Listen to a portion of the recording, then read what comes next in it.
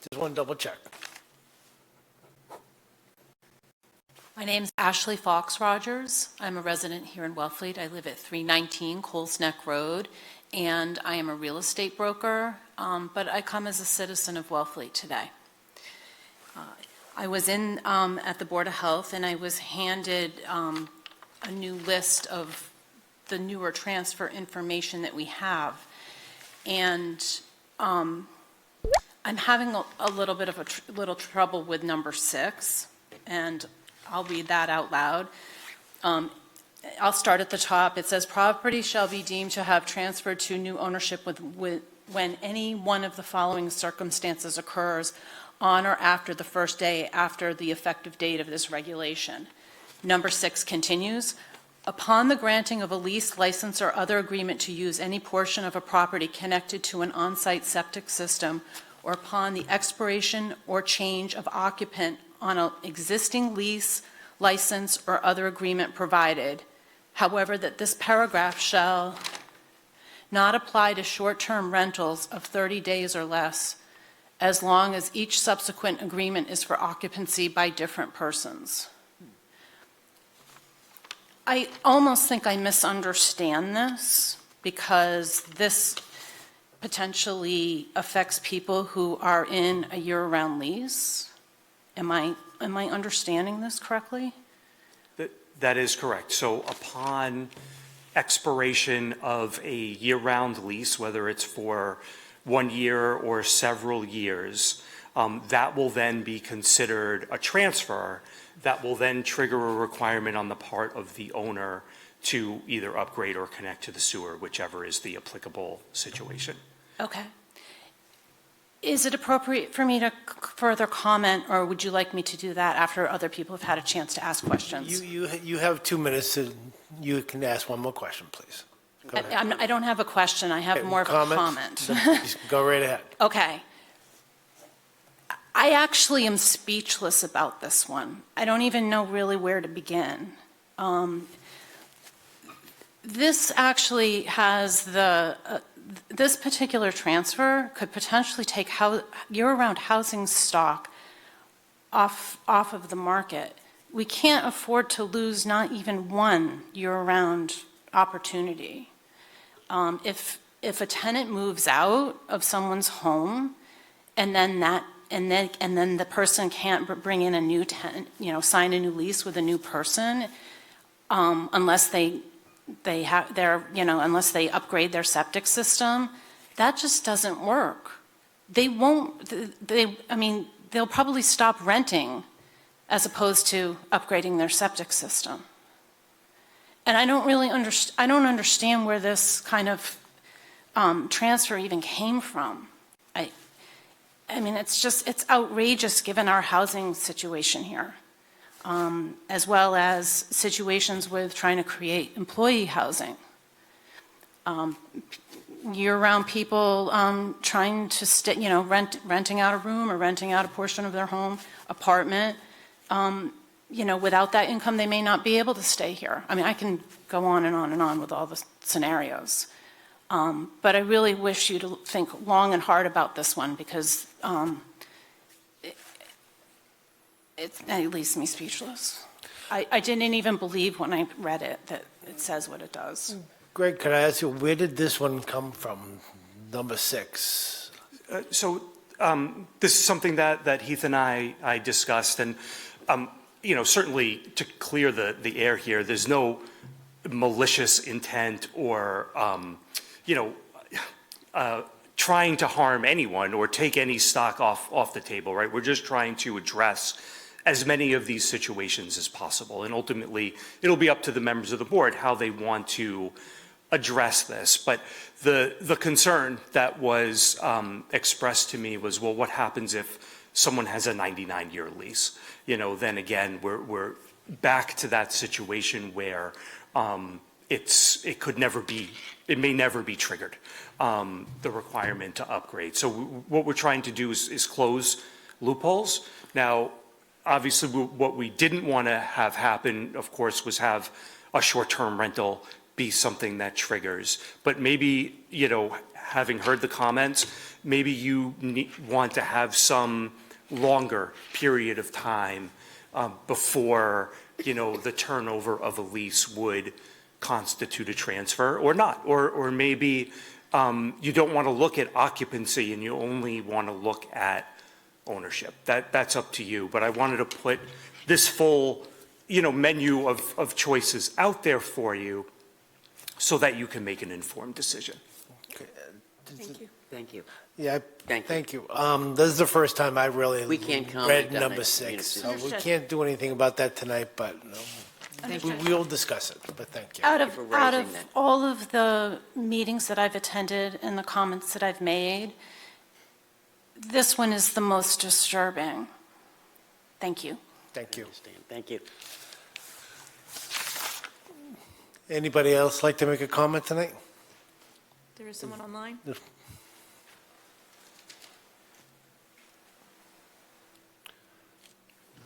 Thank you. I'm unmuted. Hi, it's Susan Reberby from the Wellfleet Seasonal Residents Association. I just want to make a quick comment. One is that our board met last night and we had the same concern as the woman who just spoke. That is, what were the implications of this this trigger? Sorry, of this trigger for affordable housing in Wellfleet, of which obviously we all have enormous concern. So I just hope we can think about that. And then the second bigger question that I have is, and maybe at some point you can help us understand this. I was told at town meeting by someone who's been involved in this that if we don't meet the lowering of the nitrites level within X amount of time, then the state could really push us to have more sewage put in, which of course would be much more expensive. So I'm just curious what the relationship is between having the right number of triggers, which I totally understand to get this done, versus what kind of pressure we're under from the state. And then my third question is, a lot of this says as these regulations are put out, but we don't really have a date, and maybe you don't either, but it would be useful to know, and our membership would like to know, when does this go into effect? So thank you very much for your time. I appreciate it. Thank you very much. All right. We have Ryan Curley.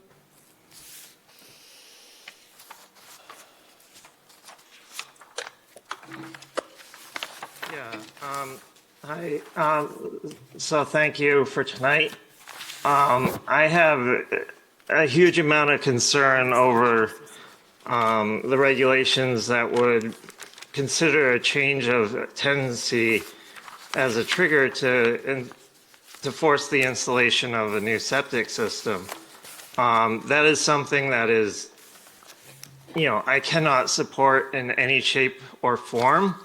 It has a huge potential to devastate the remaining rental housing stock that we have.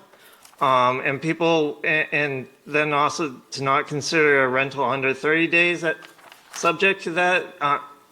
We already know that the short-term rental market, people generally can earn more money renting out a house on a short-term basis than they can renting it out on a long-term basis, where it would serve as somebody's home. Basically, the people that are renting these, that have these rental units, are going to just rent them out on a short-term basis, and we'll lose, almost all of our housing stock very quickly.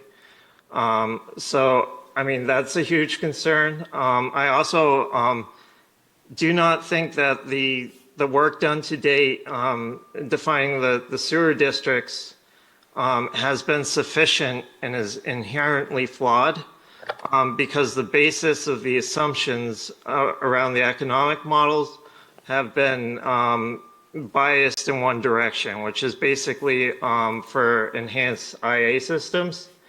When we were looking at the Lawrence Road, to put the treatment system that we're putting in there, the costs per kilogram of nitrogen reduction compared to what you would pay for the enhanced IAs is up to, I mean, for the enhanced IAs, the best case scenario is between 25 to 50% more expensive than that cluster system will be. Worst case, up to like 400% more expensive.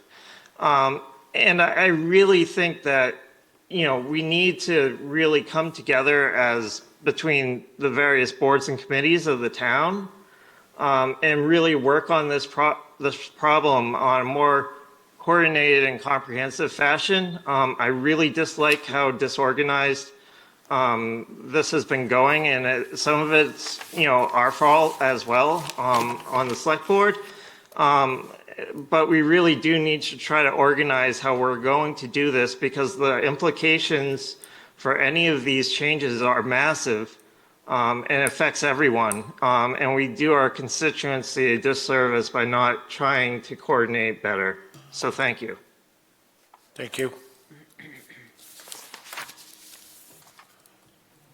Is there anybody else, Jen? No, it doesn't look like it. Oh, wait, one more. Oh, Mike DeVasto. Hi, Michael DeVasto. I'm just hoping that before you guys decide to vote to approve these regulation changes, that we can meet, the select board and the Board of Health can meet together in conjunction to talk about the various policy implications outside of just the septic provisions and requirements that are going to change, because there are broader policy implications that the select board, I think, has jurisdiction over. And I think that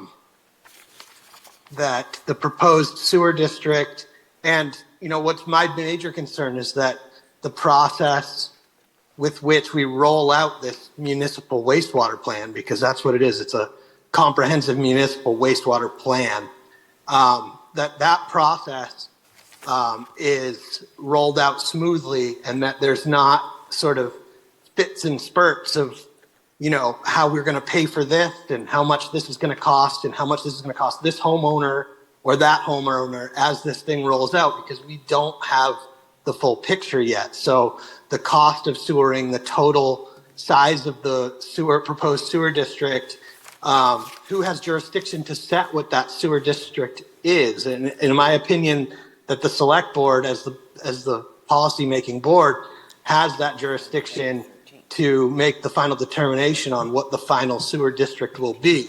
And so for the Board of Health to pass these regulations prior to sort of meeting and having that comprehensive planning with the other policy setting board, I think would be sort of putting the cart before the horse. And I don't really understand what the rush is to do that. We have not even received our watershed permit from the state, and I'm sort of I'm lacking the understanding of what the sort of impetus is to pass these things quickly, because I think that's what's happening, and the need for sort of coming up with a strategy to roll out not just the Board of Health regulations, but the total municipal wastewater plan. And that could involve cluster system, which I think have been overlooked in the plan as well. So I just think a broader conversation needs to happen between both bodies and to sort of figure out some of the finer points. So I hope the Board of Health will hold off on voting until we can sort of have that that joint discussion. Mr. Chair? Yes. Can I, through you, perhaps direct this to the health director? You know, my understanding in having conversations with him is that there are timeframes set by DEP that have to be met. And so that he might be able to better respond to that question as to why we are doing this now and what the rush is. Right. Heath? Sure. So, so in regard to a rush, I think as a community, the community has known that this has been in the works for a long time, and we've been working on the regulations for months. And we meet regularly in regard to the team. Scott Horsley, the guys at the Mass TC, and Anastasia Rudenko as well. So this has been some time in the working. But what's at stake is any SRF loan funding that we're actually already approved for, that the town has actually already voted to raise and appropriate. That package of 450 that's coming through this next year, and then for future funding as well. So that's been one aspect that is important to keep in mind and to consider. We, quite frankly, if they're not passed, then we may be at risk of losing that 450. I would have to 100% confirm, but that's possible. That's one of the main reasons that we've been working steadily forward. Thank you, Heath. Anybody else have any questions or concerns? Ryan Curley has his hand up again. Do you want to acknowledge him? Yeah, you can let him in one more time. Thank you.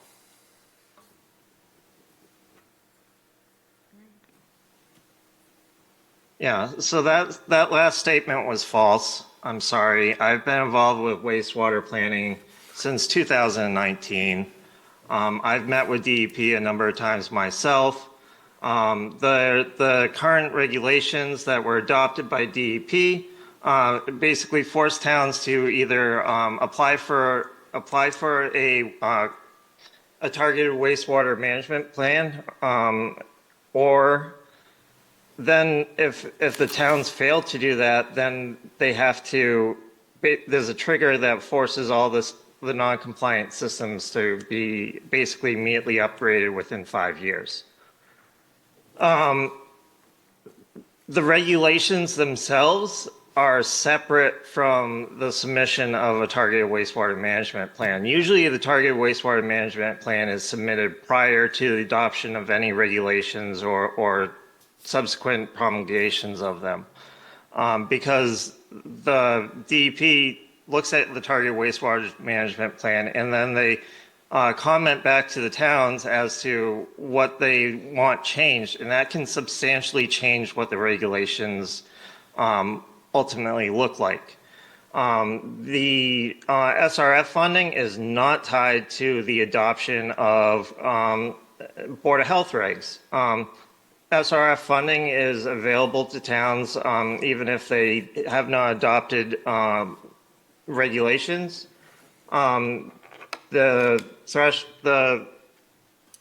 only thing that changes is basically if you have a flow neutral bylaw, you have a 0% rate of interest under SRF. And if you do not, then it's a 2% interest rate on the SRF funds. The SRF funds have already, the town's applications are already included in the intended use plans.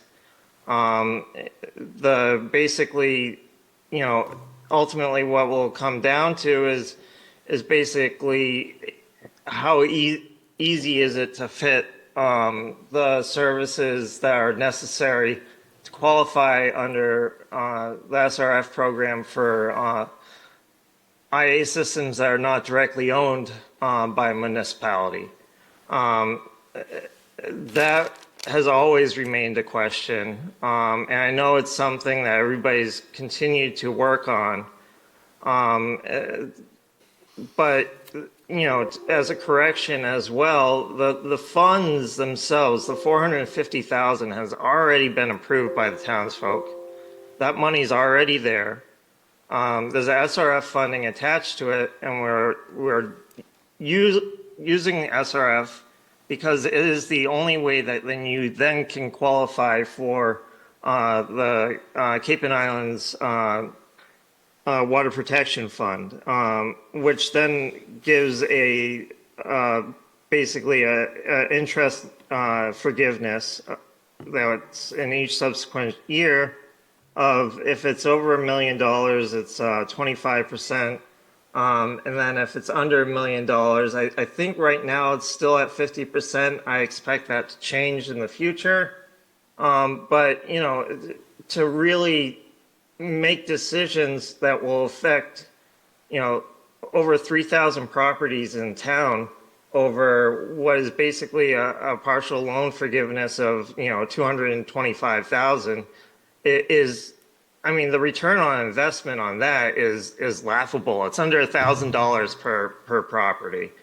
And this is not the best way to really develop policies in this manner. So thank you.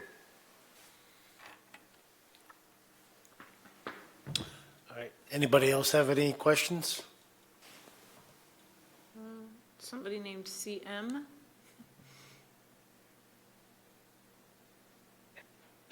Hi, I just read somewhere. Could you identify yourself, please? Yeah, sorry, my name is Carmel Merrick, and I own a I didn't get your name. What's your name? Carmel Merrick, Carmel, last name Merrick. Thank you. Thank you.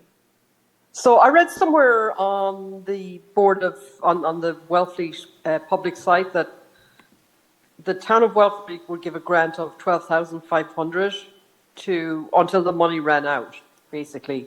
At least I think that was the number that was issued. How many households will that cover of the 3,000 that need to do this? So, We're not allowed, well, Heath, do you want to touch that? Or we're not talking, we're not answering questions today, but you may contact the health agent when he's back in town, or call the health department tomorrow. They could answer that question for you. Okay, all right, thank you.